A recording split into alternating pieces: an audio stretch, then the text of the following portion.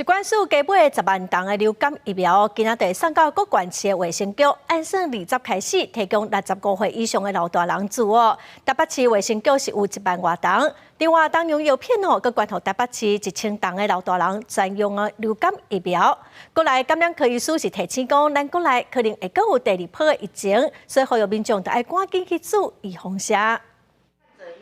影响国内流感还阁伫咧流行期，疾管署顶一日阁买10万剂流感疫苗，17会配送去各县市的卫生局，20开放予65岁以上的社会人，甲55岁以上的原住民等等11类的对象来做。这一批的一个疫苗是不含佐剂的一个流感的一个疫苗，我们希望呢提供这10万剂的一个疫苗呢给高风险的一个民众，希望能够降低重症，减少死亡。针对流感疫苗，台北市卫生局17早起开记者会表示，台北市摕到中央分配11160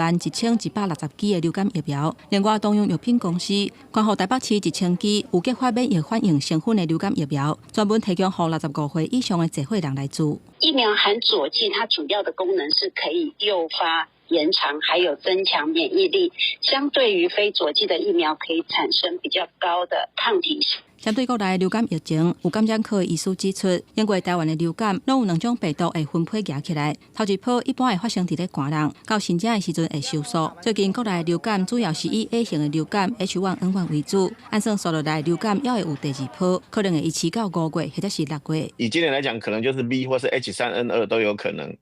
那第2波呢，一般会流行3到4个月，可能会流行到5、6月，或者到了天气热的时候就停掉。医师提醒，唔但是流感疫情要注意，目前新冠病毒佫出现新的变种病毒，要取代目前主流的病毒株 XEC， 按说2个月后就会影响台湾。建议民众都要注疫苗，若去人较侪的所在，都要挂喙安，才会当保护家己。公视新闻台北报道。